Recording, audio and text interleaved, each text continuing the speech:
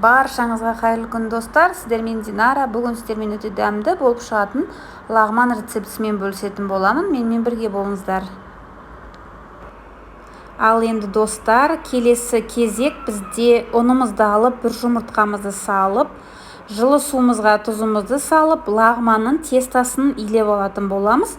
Теста жұмсақ та емес, қатты да емес, бір қалыпты болу керек. Көріп тұрғандарыңыздай, міне тестамызды илеп дайындап алдық. Енді осы тестаны үстінен 10 минуттай жақсылап илейміз.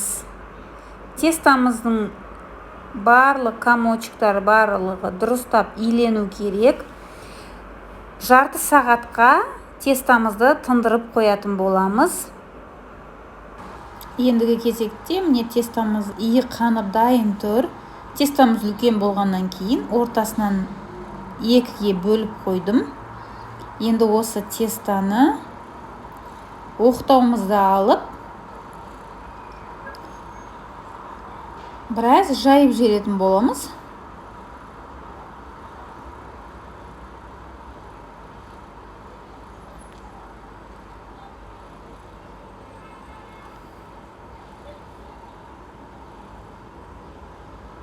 Міне тестамыз жайылып дайын тұр. Енді осы видеода көріп тұрғандарыңыздай осындай полоскаларға тесталарымыздың барын кесіп алатын боламыз.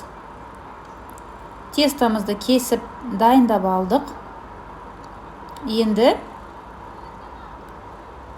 осындай бауырсаққа дайындайтындай қылып есіп алатын боламыз тестамызды.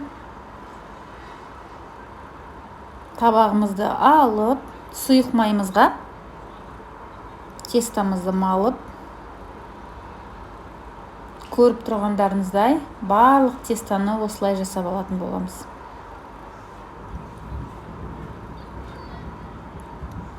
Тестамыз дайын. Енді осыны 15-20 минутқа қойып қоямыз.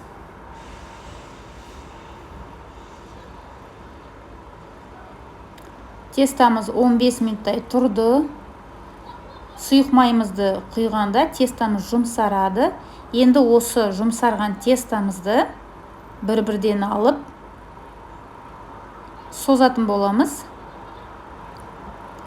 Тестаның иі қанса, жақсы созылатын болады.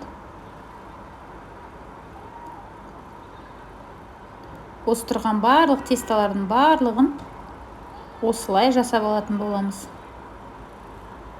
Тестамыздың барлығын созып дайындап алдық. Ендігі кезекте тағы бір рет созатын боламыз. Жіңішкертіп созатын боламыз енді.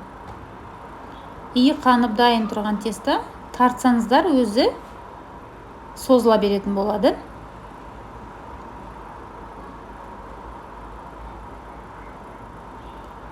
Осы созып алған тестамызды қолымызға екі жақтан тартып отырып жинап алатын боламыз. Пысырғанға өте ыңғайлы болады. Қайнап тұрған ыстық суымызға салып, 10 минуттай қайнатып, барлық тестамызды пісіріп алатын боламыз. Көріп тұрғандай, жіп-жіңішке болып созылды тестамыз. Осы тестаның барлығын осылай жасап алатын боламыз. Жасап алып, пісіріп алатын боламыз. Міне көріп тұрғандарыңызда тестамыздың барлығын пісіріп алдық. Міне сондай жіңішке, жақсы болып шықты қолдың тестасы. Ал енді достар, біз лағманымыздың подливін дайындап алатын боламыз. Қазанымызға сұйық майымызды құйып, қыздырып, қызып тұрған майға етімізді салып, дәміне қарай тұзын, бұрышын салып, етіміздің суы тартылғанша жақсылап қуырып алатын боламыз. Етіміздің суы тартылды. Жақсылап араластырып, үстіне пияз бен сәбізімізді турап салып қуырып алатын боламыз. Пияз бен сәбізімізді араластырып жақсылап қуырып алғаннан соң үстіне қызыл тәтті бұрышпен редькамызды салып қуырып алатын боламыз. Барлығы қуырып болғаннан кейін қайнап тұрған суымызды құйып, 1,5 сағат етімізді қайнатып алатын боламыз. Етіміз қайнап пысты. Ендігі кезекте үстіне картошкамызды салып пісіріп алатын боламыз.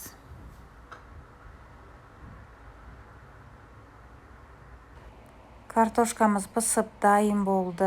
Енді осының үстіне капустамызды турап, капустамызды пісіріп алатын боламыз.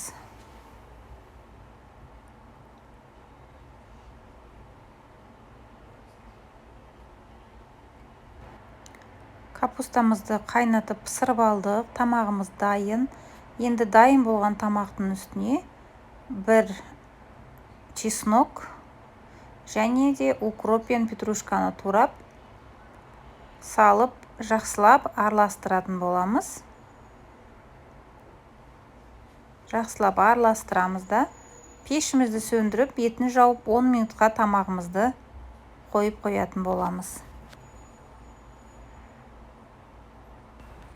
Мінекей достар, біздің лағманымыз дайын.